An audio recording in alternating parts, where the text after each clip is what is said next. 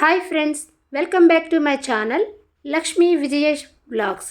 మరో కొత్త స్వీట్తో మీ ముందుకు వచ్చేసానండి. ఈరోజైతే గులాబ్ జామ్తో మీ ముందుకు వచ్చేసాను. అయితే అది కూడా పక్కా కొలతలతో పర్ఫెక్ట్గా రౌండ్గా మంచిగా వచ్చే విధంగా మీకు చూపించబోతున్నాను. గులాబ్ జామ్ అంటే ఎవరికి ఇష్టం ఉండదు చెప్పండి.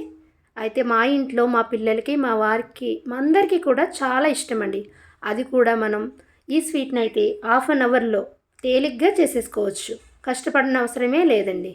అందుకోసం మనం దీపావళి, రక్షాబంధన్ ఏ ఫెస్టివల్స్ వచ్చినా ముందుగా చేసుకుండే స్వీట్ ఏదైనా ఉంది అంటే గులాబ్ జామే కదండి. ఇప్పుడు కొత్తగా new married couples and bachelors అందరూ కూడా చేసుకోగలిగే రెసిపీ వచ్చేసి గులాబ్ జామ్ అండి. మీరు ఈ వీడియోని ఎక్కడ స్కిప్ చేయకుండా చూసారంటే మీ ఇంట్లో కూడా ఈ గులాబ్ జాములు ఇలా రెడీ చేసుకోవచ్చండి. అయితే నేను ముందుగా ఎంటీఆర్ గులాబ్ జామ్ ప్యాకెట్ తీసుకుని పౌడర్ అందులో యాడ్ చేసుకుంటున్నానండి. ఇదైతే 180 గ్రాములు పౌడర్ అండి. దీన్ని కొంచెం కొంచెం వాటర్ యాడ్ చేసుకుంటూ వేళ్లతోనే మనం కలుపుకోవాలి. మరి గట్టిగా నొక్కేసి పిసికేసి దీన్ని అయితే కలుపుకోకూడదండి. ఇలా కొంచెం కొంచెం వాటర్ యాడ్ చేసుకుంటూ కలుపుకోవాలి వేళ్లతో. ఈ వాటర్ ప్లేస్లో మిల్క్ కూడా వేసుకుని మీరు కలుపుకోవచ్చు. నేనైతే వాటర్తోనే కలిపేస్తున్నాను.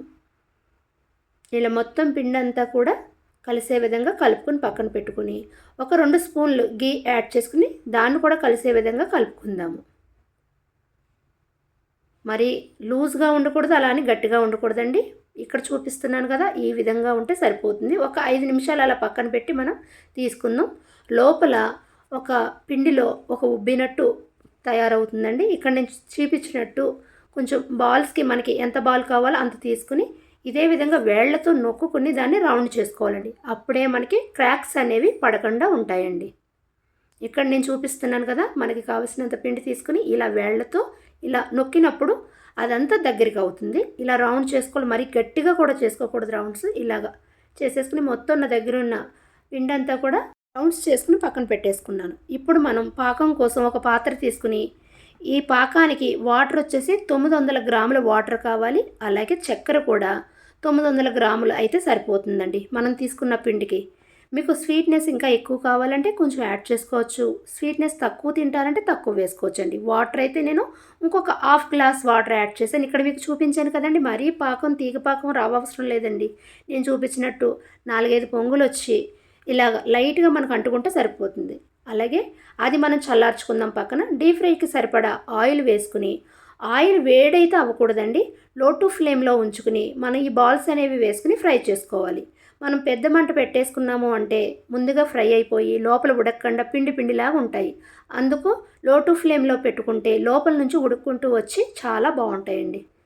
ఈ ఫ్రై అయిన గోల్డెన్ బ్రౌన్ కలర్ వచ్చేసినాయి కదా, వీటిని పాకంలో యాడ్ చేసేద్దాం. పాకం కూడా వేడిగా ఉండకూడదు, గోరువెచ్చగా ఉంటే సరిపోతుంది. మన దగ్గర ఉన్న బాల్స్ అన్నీ కూడా ఫ్రై చేసేసుకుని ఈ పాకంలో వేసేసుకుని ఒక 1 to 2 అవర్స్ ఉంచాము అంటే మనకి అది జ్యూస్ అంతా కూడా ఈ గులాబ్ జాములకి పీల్చుకుని ఎంతో స్మూత్గా తయారవుతాయండి. చూడండి, ఇక్కడ చూపిస్తున్నాను కదా ఎంత కలర్ఫుల్గా ఎంత స్మూత్గా వచ్చాయో చూసారా. నేను చెప్పిన విధంగా మీరు కూడా పర్ఫెక్ట్గా అదే కొలతలతో చేశారంటే మీ ఇంట్లో మీరు కూడా ఇదే విధంగా చేసుకుని తినచ్చు. గులాబ్ జామ్ అయితే ఎంతో కలర్ఫుల్గా మధురాతి మధురంగా కనిపిస్తుంది కదండి. అయితే మీరు కూడా ట్రై చేయండి. తప్పకుండా మీకు ఎలా వచ్చిందో నాకు కామెంట్ చేయండి. పిస్తాతో మనం గార్నిష్ చేసుకుని మంచిగా సర్వ్ చేసుకుంటే ఆ టేస్ట్ నెక్స్ట్ లెవెల్లో ఉంటుందండి. ఒక గులాబ్ జామ్ అయితే మనం ఎలా వచ్చిందో ఓపెన్ చేసి చూద్దాం. చూడండి, లోపల మనం మొత్తం కుక్ అయిపోయి జ్యూసీగా ఎంత బాగుందో చూసారా. ఇలాంటి రెసిపీస్ కోసం నా ఛానల్ని లైక్ చేయండి, షేర్ చేయండి, సబ్స్క్రైబ్ చేయండి. Thank you for watching.